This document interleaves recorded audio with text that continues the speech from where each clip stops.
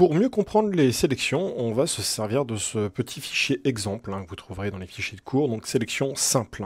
On a une meshline qui va nous créer un trait sur lequel on instance des icosphères grâce à notre instance endpoint. Donc la distance entre chaque point se retrouve ici au niveau de Z, que je peux augmenter. On peut partir sur X. On va revenir au paramètre par défaut à 1. Et maintenant, ce que je voudrais, c'est pouvoir contrôler précisément quelle instance ici, quelle sphère sur laquelle je veux travailler.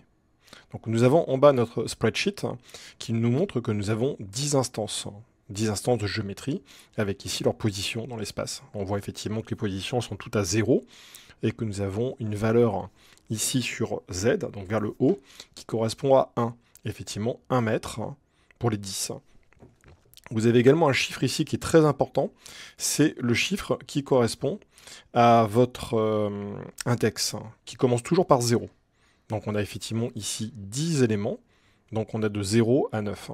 Si je change cette valeur-là, vous verrez qu'on commence toujours par 0, mais bien sûr, on s'arrête à un autre chiffre. Donc si je mets 10, ça fait 9. Si on mettait 11, ça ferait 10, etc. C'est toujours n-1, n étant donc le numéro que nous avons ici. Ça va être important pour comprendre effectivement notre index et pouvoir le manipuler. Alors comment est-ce qu'on va pouvoir voir déjà ces index? Vous pouvez prendre ici sur votre instance endpoint, appuyer sur CTRL majuscule grâce à l'add-on Node Wrangler qui est installé. Et nous voyons notre viewer. Donc notre viewer est une option de debug qui nous permet de voir nos éléments. Plus précisément, si j'appuie sur CTRL majuscule meshline, on peut voir notre meshline seul. Ici, notre icosphère, et enfin, ici, le résultat des deux. Ça ne perd pas notre groupe output, qui est le résultat final. Alors faites bien attention à ça, bien sûr, parce que si vous supprimez les groupes output, vous n'avez techniquement pas de géométrie, même si vous en voyez ici grâce au viewer. On verra ça plus tard, lorsqu'on aura des différences entre le résultat que nous avons ici et ici. Le plus évident, ça serait là. Effectivement, vous pensez avoir ce résultat, mais si vous quittez Geometry Node, et que vous faites autre chose, il va avoir un souci. C'est-à-dire qu'il ne comprendra pas cette géométrie qui, pour lui, n'existe pas. Alors, reconnectons-nous ici pour être plus précis. On a ici une valeur value qui est très importante. Alors, comment est-ce qu'on peut l'exploiter, cette valeur value? On va importer un node en faisant majuscule A, et on va chercher dans la barre de recherche l'index. Donc ça, c'est quelque chose qu'on va utiliser énormément. L'index, c'est effectivement les numéros que nous avons ici, de 0 à 9. Si je connecte mon index sur le value, on va avoir un résultat. Donc on voit une valeur blanche ici qui n'est pas très indicative et qui correspond à notre index lui-même. N'oubliez pas que ce n'est qu'un outil de debug. Si vous désactivez ici votre viewer, on voit notre résultat. Donc ces couleurs ne sont là que pour vous aider. Et pour le moment, elles ne nous aident pas beaucoup, parce qu'effectivement, elles nous donnent des valeurs qui nous indiquent pas grand-chose. On va déjà changer ici le viewer, plutôt que de lui demander sur auto, on va lui demander de nous demander les instances. Avec les instances, on voit que ça change un petit peu, et en bas, on a surtout un changement. Vous voyez que notre viewer nous donne cette valeur de 0, qui correspond exactement à l'index. 0, 1, 2, 3. Comme il nous rend des images noir et blanc, 0 correspond à du noir pur, 1 à du blanc pur. 2, 3, 4, 5, 6, etc. sont toujours du blanc. Évidemment, toute valeur entre 0 et 1 serait des valeurs de noir et blanc. 0,5 serait par exemple du gris. C'est pour ça qu'on voit ça. Ça nous indique un petit peu quelle sélection nous avons. On peut aller beaucoup plus loin et de manière plus intéressante ici. Si je vais chercher en haut dans ma barre de menu, j'appuie sur le bouton de milieu pour pouvoir déplacer. Et on va chercher ici, à cet endroit, notre option attribut texte. De cette manière, on va afficher le numéro de l'attribut, qui correspond ici à notre viewer. Et on voit donc effectivement précisément notre index et quelle sphère correspond. Donc là, par exemple, la sphère 5, c'est bien celle-ci, sans aucun doute. Donc ça a l'air un petit peu évident sur une ligne simple, mais quand vous avez beaucoup d'éléments, c'est extrêmement utile. Alors comment maintenant on va essayer de manipuler un petit peu ceci? On va utiliser notre index avec autre chose. Donc le mieux pour commencer ici, c'est un nœud de mat compare. Donc si vous allez dans le search ici, vous allez taper compare, vous allez trouver c'est utilities mat. On va le connecter ici directement, ce qui va nous donner ce résultat. On va lui demander, plutôt qu'utiliser un float, on va lui demander d'utiliser une integer. Donc on a vu ça dans la leçon, la vidéo précédente, la différence entre chacun de nos inputs. Integer, donc, c'est le cas de l'index, c'est une valeur entière. Il n'existe pas d'index 0,5 par exemple. Donc je vais passer en float, en integer. On va connecter notre integer ici, et maintenant nous avons cette valeur mathématique. Donc vous voyez, integer greater than 0. Et notre valeur ici a changé. Notre index ne correspond plus exactement à ce que nous avons ici. Nous voyons l'index à cet endroit-là. Mais l'index au niveau de notre viewer a changé de 0 et ensuite à 1.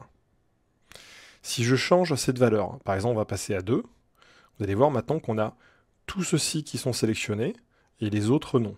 Ou plus précisément, ce sont ceux du dessus. Donc toute valeur qui est supérieure à 4 est considérée comme bonne. Ça, ce sont des booléens. Donc les booléens, on l'a vu aussi, c'est une valeur qui est vraie ou fausse. C'est comme ça que les sélections fonctionnent. On le voit ici, lors de notre sortie, cette ligne rose est un booléen. Ça veut dire que c'est sélectionné ou ce n'est pas sélectionné. On peut donc se servir de ceci pour pouvoir créer une sélection. Donc concrètement, ici, par exemple, notre instance endpoint, on va lui ajouter un autre nœud pour que ça soit plus visible. Et on va lui mettre, par exemple, translate instances. Donc translate, évidemment, il faut bien l'écrire. Voilà, translate instances, on va le mettre ici. Notre résultat donc correspond à ceci. Je vais désactiver ici notre viewer. Donc vous voyez bien qu'on a ces éléments-là qui sont sélectionnés. Et maintenant, je vais connecter le résultat de notre sélection ici dans sélection. Et maintenant, on va préciser un déplacement. Donc sur X, par exemple, je déplace sur X. Et on voit effectivement la partie supérieure qui se déplace. Si je reviens dans le viewer, on revoit notre sélection, on ne voit pas le déplacement parce qu'évidemment je n'ai pas connecté le résultat ici. Donc on va mettre ça à jour. Et là maintenant, si je change cette valeur, par exemple à 3, nous voyons notre sélection se mettre à jour. Donc il faut bien comprendre que ces valeurs-là sont des booléens. C'est-à-dire que c'est une valeur, est-ce que c'est vrai ou est-ce que c'est faux? Donc on interroge l'index, et on lui dit que tout ce qui est supérieur à 4 est vrai, tout ce qui est inférieur à 4 est donc de facto faux. C'est comme ça que ça fonctionne. Comprenez bien, les sélections sont des booléens.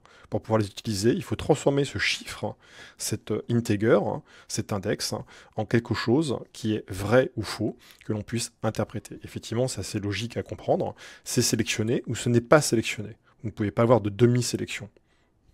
Donc là, on n'a que des sélections entières, donc des booléens. Alors maintenant qu'on a compris ça, on peut commencer à simplement manipuler ce node. Donc greater than, bah oui, c'est évident. Si vous changez votre valeur ici, vous avez votre sélection. Vous avez évidemment le less than, qui fait l'inverse. Les variations less than and equal, qui va rajouter un élément. Donc ici aussi. Et surtout, nous avons notre equal. Equal permet de sélectionner une instance. Donc maintenant, ça me permet de déplacer cette valeur-là directement. Si je voulais savoir exactement quelle valeur je veux déplacer, imaginons que je veux le déplacer, cette valeur ici. Je peux compter, je sais que c'est 0, 1, 2, 3, ou, parce que là c'est un peu trop facile, vu que les index sont facilement prévisibles, on pourrait connecter à nouveau notre index ici, ce qui nous permet de voir notre numéro, et nous savons exactement que c'est le numéro 3 qu'il faut rentrer ici. Donc je tape sur 3, et voilà, sans aucun doute, nous avons sélectionné cette valeur. Donc ça, c'est vraiment notre base de sélection la plus facile qu'on puisse faire sur une sélection. Et évidemment, sur des sélections plus complexes, ça sera un petit peu plus difficile. On le verra par la suite. Mais déjà, cette notion toute simple vous permet de vous aider énormément.